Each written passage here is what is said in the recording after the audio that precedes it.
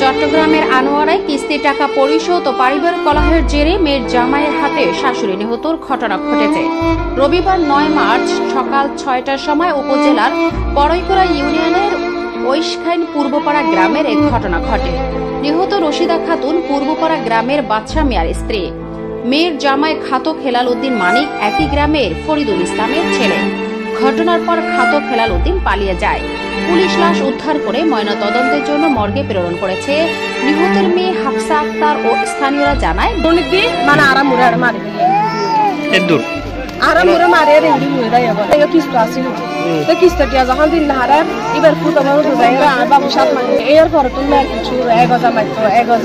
আর বুক ফাটি যাবে গাছ হবো কি আর কিছু আসি ধৈর্য ধরে কিনি আল্লাহ একদিন না একদিন তারও বালা করে দিব। বালা ফটো খেলা তো কষ্ট করি আগে পালে গান দোয়া করি 50-60,000 মতো।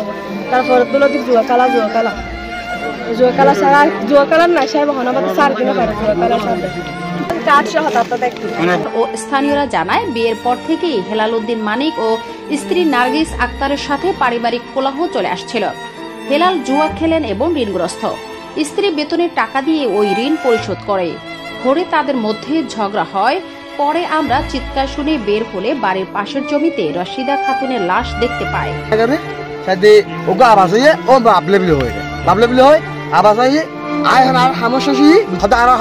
জামাই মারতে আইতারা ওরে মানে কি কি আগে ইতে রাখতে ফেলায় আগে রাতে গোইতে রাত লোয়ার বলতো আলোয়া বলতো হারিয়ে তো লওয়াতে গোল ফুল দিলা ফোক হাতিন যাওয়া তো মারবিলি হাতে আর দূর আর যে আর কে নাই তাই দিবে ওই গাছদার লাশবে পড়ল জামাইয়ে শাশুড়িরে মারবিলি বাজিয়ে না মোবাইলে জুয়া খেলেন না পারে না বহুতন বহু গার্মেন্টস চুরি করে বহুতন আড়ি কাঠ লইন পারে ব্যাংকের কাড়ি লইন পারে লইন পারার কারণে ববলা ইউরিলে তার হাতে হয়ে মাথা বলো জামাই ধরে ইউরিরে বাড়ি লাড়িতে বাজছে মারি হেলে।